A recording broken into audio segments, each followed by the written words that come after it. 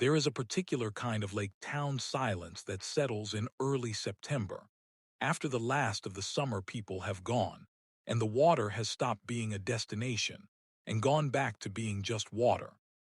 It was in that silence, on a Tuesday morning with frost still burning off the dock boards, that a woman named Dana Whitfield stood in the driveway of her grandmother's lake house, holding a cardboard box of her grandmother's sewing things, while her cousin Peter stood in the open doorway with the particular stillness of a man who has rehearsed what he's about to say. "You know this isn't right," Peter said. "Everyone knows this isn't right." Dana didn't set the box down. She'd learned, over the 2 weeks since her grandmother's funeral, that setting things down in front of Peter tended to invite him to pick them back up and examine them, as though ownership were a thing that could be settled by handling. "Grandma Iris left the house to me," Dana said. "That's what's right."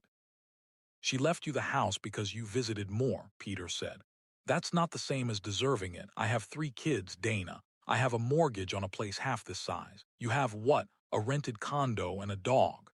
He said it the way people say things they've been saving, sentence by sentence, for exactly the moment it would land hardest. She wasn't thinking straight at the end. Everyone said so. The nurse said so. This was, Dana knew, not quite a lie and not quite the truth. Iris Whitfield had been sharp until nearly the end, except for a period of about 10 days in March when a bad reaction to a new medication had left her confused, repeating questions, once mistaking Dana for her own long-dead sister. The will had been signed in June, 3 months after that. Dana knew this. Peter knew this too. But knowing a thing and saying it plainly in a way that helped you were, Dana had learned 2 different skills, and Peter had always been better at the second one. "The lawyers already reviewed the timeline," Dana said. "The lawyers work for you. The lawyers work for Grandma's estate. Same thing now, isn't it?" Peter's voice had the flat quality of someone who had already decided how this would end and was simply going through the motions of the argument on the way there. "I'm not going to fight you in court, Dana. I don't have the money for that, and we both know it. But I want you to know that everyone in this family knows what you did, coming around here every Sunday with your little casseroles, making sure you were the last name she said before she went. You did the math on this a long time ago." Dana stood in the cold driveway and let that sit for a moment, because there was a version of herself, a version from maybe 5 years earlier, who would have needed to correct this, needed Peter to understand that she had visited Iris every Sunday for 6 years before anyone was doing math on anything, back when Iris was gardening and cooking and completely unremarkable in her health, and that the idea she'd been angling for a lake house the whole time was an insult that deserved a real answer. She did not give it one.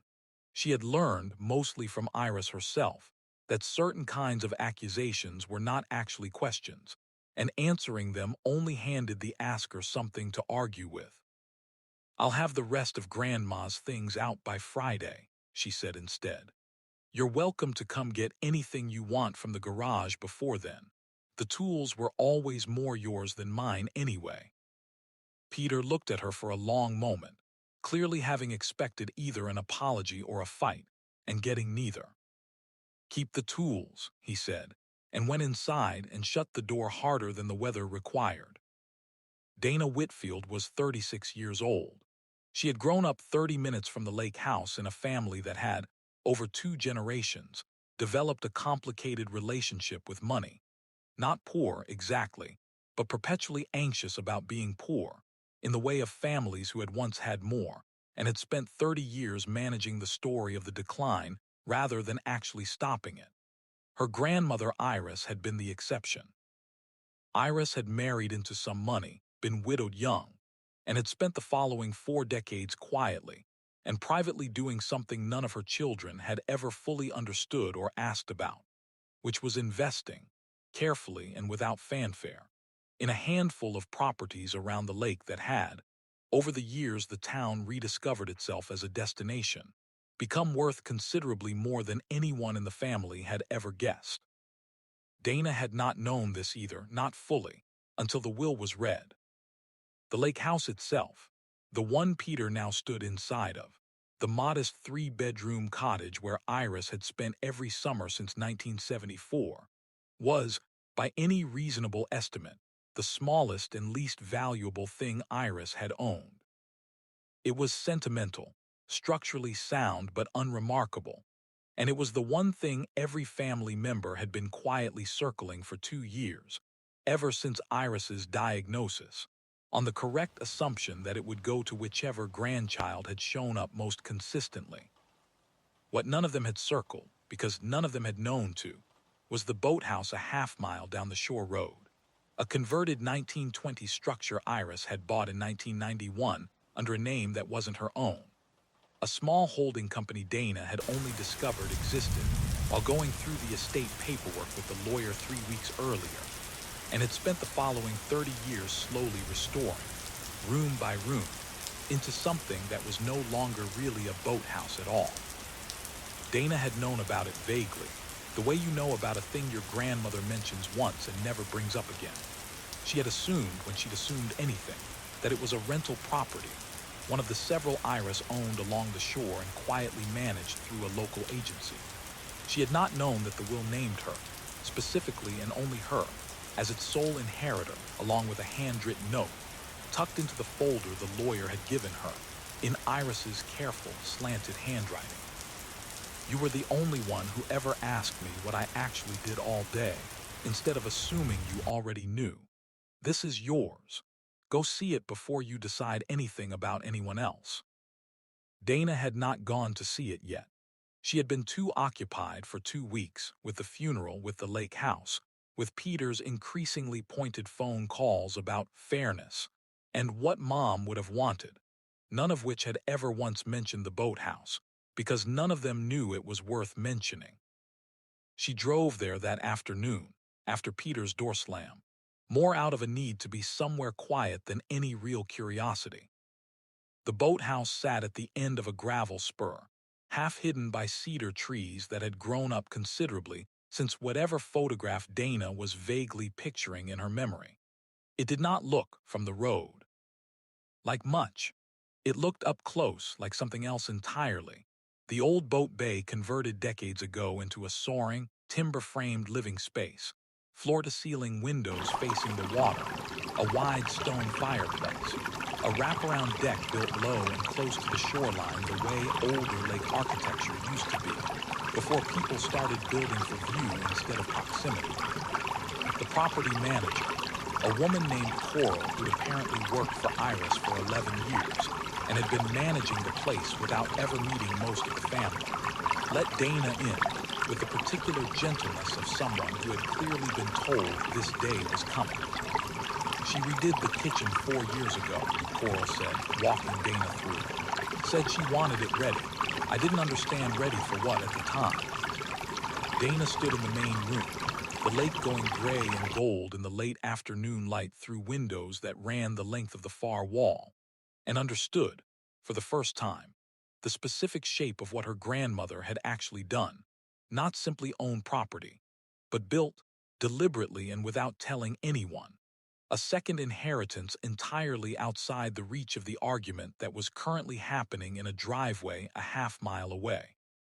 Iris had watched her children and grandchildren circle the lake house for 2 years, watched the arithmetic of who visited how often turn into a low, constant hum of resentment, and had quietly decided, at some point Dana would probably never know the exact date of, that the fairest thing she could do was remove one gift from the argument entirely, by making sure it had never been part of the argument in the first place. There's one more thing, Coral said, and handed her a small brass key worn smooth on a leather cord. She said you'd know what door it was for. She wouldn't tell me which one. Dana did not, in fact, know which door it was for. She spent the better part of an hour finding out, working her way through the house until she found it. A narrow door at the base of the old boat bay, half hidden behind a folded tarp, leading down a set of stone steps to what had clearly once been the actual boat slip, now enclosed, dry, and converted into a small workshop lined with shelves.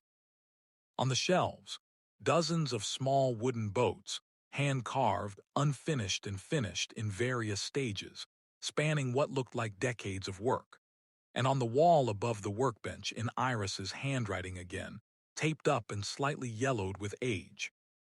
For the grandchild who finally asks why I always smelled like sawdust. Dana had asked that question exactly once, at 14, sitting on Iris's porch on a Sunday afternoon, and had gotten a vague answer about a hobby and had never asked again, assuming, the way children do, that the question had been answered and closed. She had not known until this moment that it had simply been filed away, waiting. She sat down on the workshop's single stool and did not for a long while do anything at all. The dispute over the lake house resolved itself. In the end, the way most disputes over small things resolve when the people fighting over them eventually notice there was a bigger thing in the room the whole time and nobody had told them where it was. Peter did not contest the will. There was, as he'd said, no money for that, and the lawyers had been thorough in a way that left little room for the argument he actually wanted to have, which was never really about the house at all. Dana kept the lake house exactly as Iris had left it, and rented it out through the same agency Coral worked for, at a price low enough that a young family from 2 towns over could afford a week there most summers, which felt, to Dana, like the correct use of a thing that had never really been about ownership. She moved into the boathouse the following spring. She did not, in the end, become a woodworker in any serious sense. She tried it for a season, produced 2 badly proportioned boats that she kept anyway, and largely left the workshop as a place she went to sit rather than to build. What she kept instead was the habit Iris seemed to have been quietly training her into for 20 years without either of them fully nomming it. The habit of doing the actual, unglamorous work of a thing carefully, over a long time, without needing anyone to see it happen in order for it to count. She was asked about all of it once, years later, by a young cousin, one of Peter's kids, actually, grown by then, curious in the specific unguarded way teenagers sometimes are about family history. Nobody had bothered to explain to them. Why didn't Grandma Iris just tell everyone about the boathouse? The cousin asked. It would have stopped the whole fight over the lake house before it started. Dana thought about this for a while before answering, the way she'd learned to from Iris, who had never answered anything quickly if a slow answer would serve better. I don't think she wanted to stop the fight, Dana said finally. I think she wanted to see who'd still be worth trusting once it was over. The cousin considered this, the way 14-year-olds consider things, half paying attention, and went back to whatever was on her phone. Dana went out to the deck, where the lake was doing the thing it did every evening in late September, going gray and still and enormous, and sat down in the chair that had been Iris's, in the spot Iris had apparently chosen 30 years earlier for exactly this view, and did not think about Peter, or the driveway, or any of it, for a long, unhurried while.